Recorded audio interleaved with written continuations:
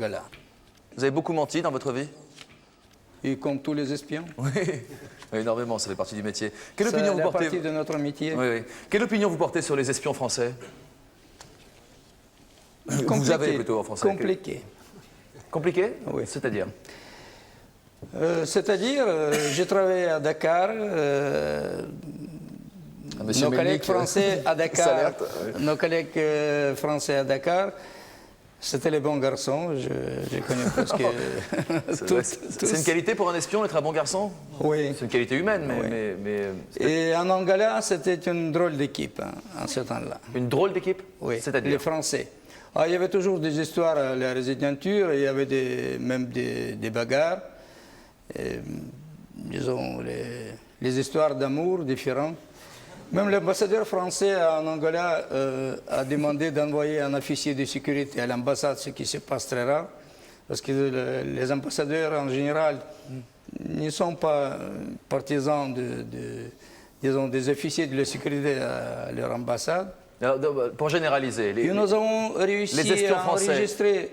par rapport aux espions russes, aux soviétiques à l'époque, Quoi? les qualités et les défauts des uns et des autres. Vous À avez Dakar, j'ai donné l'impression de travaillé dire avec, que les Français sont un peu plus légers, quoi. Un peu moins pris par leur mission, quoi. Très dynamique, plus de fantaisie. Plus de fantaisie. C'est une bonne qualité pour un espion d'être fantaisiste? Oui, naturellement. Ça veut dire de l'imagination?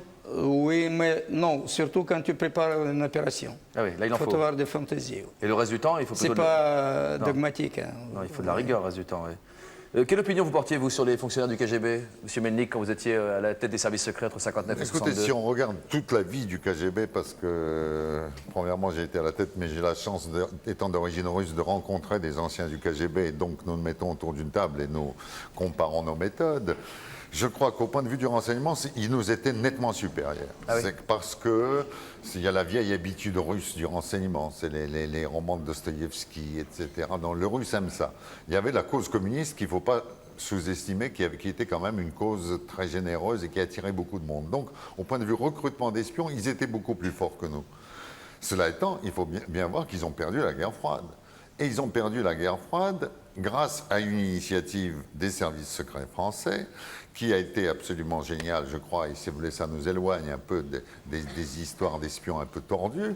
Ça relève de l'idée pure. Un jour, un monsieur qui est un grand avocat de Paris, qui s'appelle Maître Violet, a l'idée de dire aux Russes, puisque vous êtes tellement partisans d'un accord à Helsinki, accordez donc la liberté de circulation des hommes et des idées.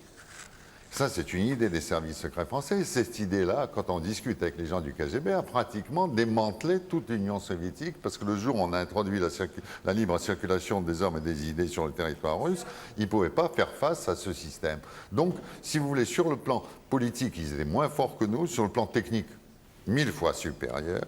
Cela étant, il faut voir une chose, c'est qu'ils n'étaient peut-être pas tellement forts que ça, parce qu'actuellement, dans la guerre économique dont on parlait tout à l'heure, ils ne sont pas arrivés à créer ces grands organismes d'intelligence économique qui existent aux États-Unis. Mais les caractéristiques des agents français de la DST ou c'était du SDEC à l'époque? C'est que les services occidentaux préfèrent ne pas employer l'arme du chantage pour recruter, si vous voulez. Et pratiquement, le recrutement d'agents, c'est-à-dire de gens qui nous renseignent sur les menaces, parce qu'on a vu à quel point le monde était terrifiant, qui nous renseignent sur les menaces, sont plutôt des gens que l'on arrive à convaincre par idéologie, par sympathie pour la France, et on ne fait pas... Plutôt que par menace ou par chantage? Plutôt que par menace ou par chantage. Maintenant, quand on a affaire à des ennemis, entre guillemets, comme était l'Union soviétique jusqu'à l'effondrement du communisme, c'est l'argent qui joue aussi son rôle.